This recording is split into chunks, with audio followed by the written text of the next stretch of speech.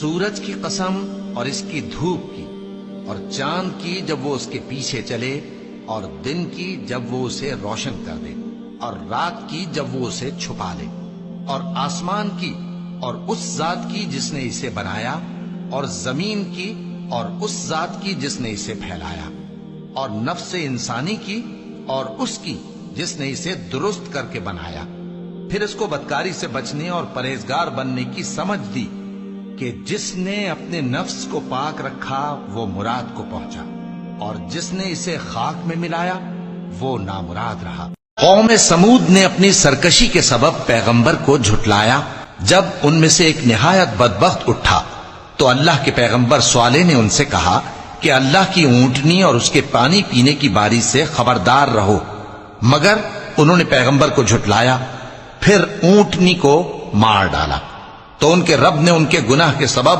ان کو نیست و نابود کر دیا، پھر سب کو برابر کر دیا، اور اللہ کو ان کے بدلہ لینے کا کچھ بھی ڈر نہیں۔ رات کی قسم جب وہ چھا جائے، اور دن کی قسم جب وہ روشن ہو جائے، اور اس ذات کی قسم جس نے نر اور مادہ پیدا کیے کہ تم لوگوں کی کوشش طرح طرح کی ہے، سو جس نے اللہ کے رستے میں مال دیا اور پرہیزگاری کی اور بہترین بات یعنی کلمہ توحید کو سچ جانا، تو اس کو ہم آسان طریقے کی توفیق دیں گے، اور جس نے بخل کیا اور بے پرواہ بنا رہا اور بہترین بات کو جھوٹ سمجھا، تو ہم اسے رفتہ رفتہ سختی میں پہنچا دیں گے، اور جب وہ دوزخ کے گڑھے میں گرے گا تو اس کا مال اس کے کچھ بھی کام نہ آئے گا۔ یقیناً راہ دکھا دینا ہمارا ذمہ ہے،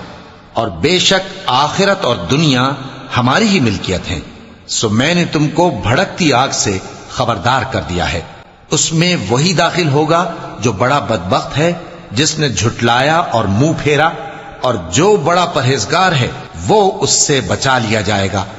وہ جو اپنا مال دیتا ہے تاکہ پاک ہو، اور اس لیے نہیں دیتا کہ اس پر کسی کا احسان ہے جس کا بدلہ اتارا جائے، بلکہ اپنے رب اعلیٰ کی رضامندی حاصل کرنے کے لیے دیتا ہے، اور وہ عنقریب خوش ہو جائے۔